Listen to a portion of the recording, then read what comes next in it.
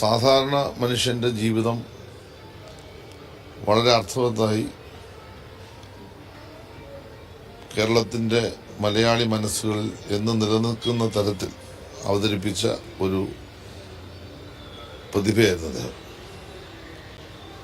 പ്രത്യേകിച്ച് മോഹൻലാലും അദ്ദേഹവും തമ്മിലുള്ള കോമ്പിനേഷൻ മലയാള സിനിമയെ വാനോളം ഉയർത്തുന്നതിനുള്ള ഒട്ടേറെ സന്ദർഭങ്ങളുണ്ടായിട്ടുണ്ട്. അഭിനയത്തിലെ അദ്ദേഹത്തിൻ്റെ മികവ്,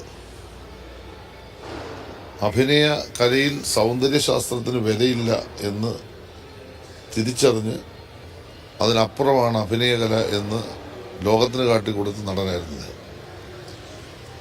അത്രമാത്രം കഥാപാത്രങ്ങളോട് ഇണങ്ങി പ്രവർത്തിച്ച ഒരു മഹാനടനായിരുന്നത്.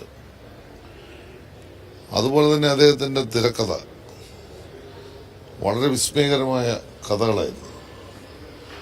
ആരെയും ആകർഷിക്കുന്ന കഥകൾ സൃഷ്ടിച്ച് സമൂഹത്തിന് അദ്ദേഹം ഒരുപാട് സന്ദേശങ്ങൾ നൽകി.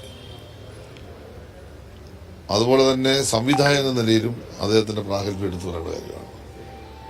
തീർച്ചയായിട്ടും മലയാള സിനിമയ്ക്ക് ഒരു തീരാ നഷ്ടമാണ്. അദ്ദേഹം 1976 മുതൽ മലയാള സിനിമ ചലച്ചിത്ര രംഗത്ത് പ്രവർത്തിക്കുന്ന ആളാണ്. പതിറ്റാണ്ടുകളോളം, എത്രയോ പതിറ്റാണ്ടുകൾ മലയാള സിനിമയ്ക്ക് അദ്ദേഹം നൽകിയ അമൂല്യമായ സംഭാവനകൾ ഈ അവസരം ഓർക്കുകയാണ്. അങ്ങേയറ്റം അദ്ദേഹം ചെയ്ത സേവനങ്ങളെ ഞാൻ പ്രകീർത്തിക്കുകയാണ്. എല്ലാ കാലത്തും അദ്ദേഹത്തിൻ്റെ മനസ്സ് ഇടതുപക്ഷത്തോടൊപ്പമായിരുന്നു എന്നതും വസ്തുതയാണ്. അദ്ദേഹത്തിൻ്റെ വിയോഗത്തിലുള്ള അഗാധമായ ദുഃഖവും അനുശോചനവും ഈ അവസരത്തിൽ ഞാൻ ഇവിടെ അറിയിക്കുന്നു. തീർച്ചയായിട്ടും എല്ലാ കാര്യങ്ങളും ചെയ്യും. ഇപ്പം ഞാൻ കൊച്ചി വന്നല്ലോ, ഇപ്പം ഇത് കഴിഞ്ഞാൽ അദ്ദേഹത്തിൻ്റെ ശവസംസ്കാരമായ കാര്യങ്ങളിപ്പോൾ ചർച്ച ചെയ്യും.